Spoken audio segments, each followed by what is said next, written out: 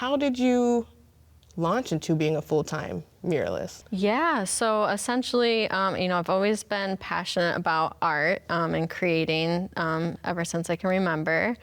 And once, I went through high school, took as many art classes as possible, and knew kind of the teaching element wasn't necessarily for me at the time. And it wasn't until I got into college I was able to explore different paths in the arts, and it all started with the concept of live painting.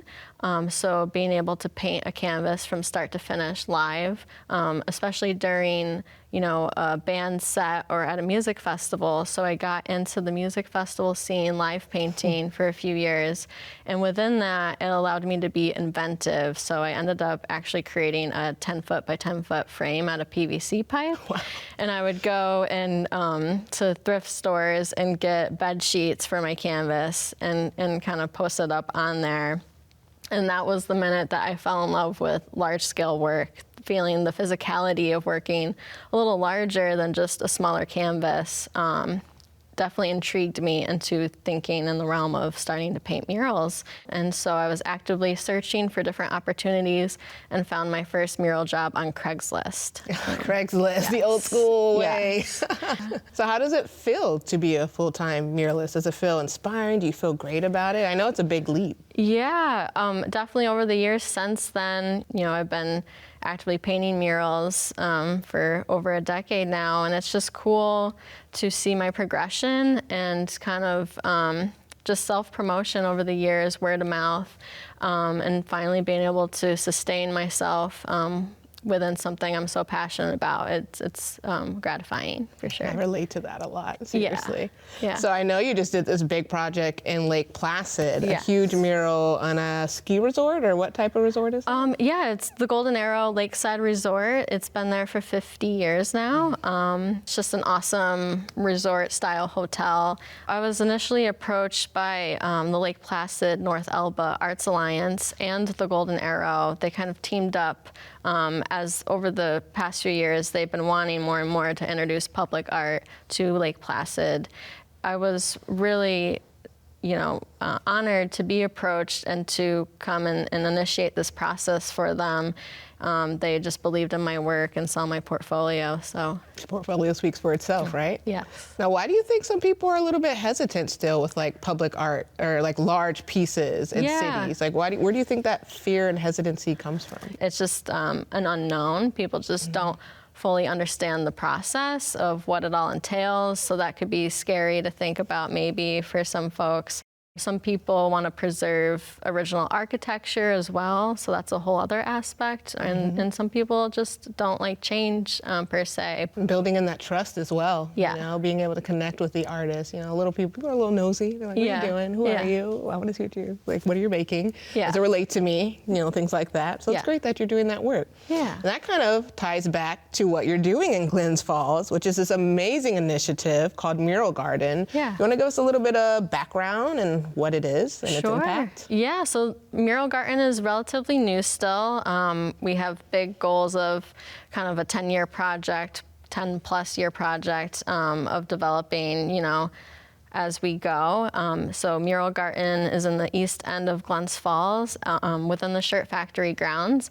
And it's essentially a public art space and a public art garden, if you will, as well, that's open and free to the public. And our main mission is, to build community through public art. So this entails, large-scale murals on buildings, on shipping containers. We want to hold more events like Muralthon that we've been doing, where artists paint on shipping containers, and also do more community-based events and possibly introduce some art education, bring in youth art programs possibly, and just kind of go from there. Now, where did this idea of Mural Garden grow from? Yeah, so Eric Unkoff, the owner of the Shirt Factory, he's always been a huge supporter of the arts. He purchased the Shirt Factory, I believe, in 1999, and has been adamant about keeping it as art studios. I was a tenant there at one point in time and had a studio, so I've known him for quite some time, and just kind of, having conversations with him over the years.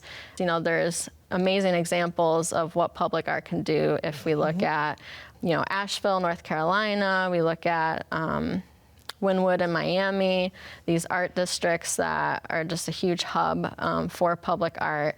And so wanting to bring that to an area like Glens Falls, we saw a need for it and an importance in it. So that's amazing. Yeah. And that's like, and I want the audience to know a little bit about Muralthon, because I was a part of that. Yes. And it was one of the best experiences I had, because you guys covered the hotel costs, you covered food, you made sure we were safe, and you made sure we had anything we needed, you guys basically covered. So I want the audience to know a little bit of what is Muralthon exactly, and why is it important for artists to have this? Yeah, so Muralthon, we had our second annual Muralthon event this year, and what it is an opportunity for emerging artists or more established artists to be able to get some of their work up, within a smaller scale, something that's more tangible and not a giant building. Maybe like if it's more of an emerging artist, it's not as intimidating.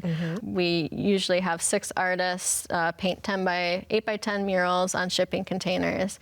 Being able to provide the artists in Muralthon an opportunity, give them, not only compensate them for their work, but give them certain incentives where, especially if you're not from there, it kind of welcomes you into the community, into different businesses. So, we give gift cards to, the vegan restaurant that's right on site, Rock Hill Bakehouse. This year we were able to introduce some more holistic care for the artists, so acupuncture and massage if they wanted to, and then other, discounts for the Shirt Factory businesses inside. That's awesome. Yeah. So before we, wrap it up, I want to talk about your love for education. At the beginning, you kind of said, oh, well, when I went into this, I didn't feel like being a teacher connected with me, but now you do love being within the education realm as an individual.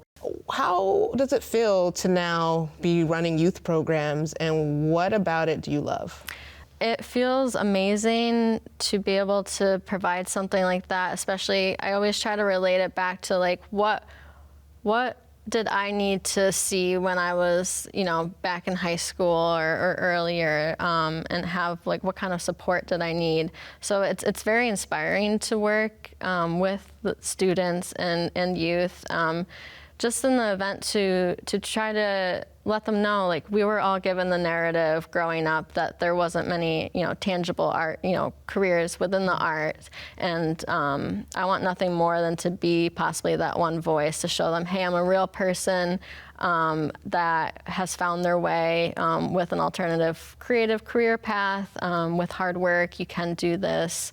And being able to give them the confidence, they're there because they already, have these innate, creative skills, but to be able to help foster that, provide them, with the know-hows on how to paint something like a mural, to give them, hopefully some inspiration that there's different avenues down the road. Yeah, and that's really, really important. Yeah. We really do have to make sure we keep passing that down, because we do want to make sure that folks, like, we're privileged to be able to be muralists. I want to make sure the youth, Gen Z, to Gen Alpha is actually able to do the same things we're doing as 100%. Well. Very important. Well, awesome. Well, thank you, Hannah, for stopping by and chatting with us today. Thank you.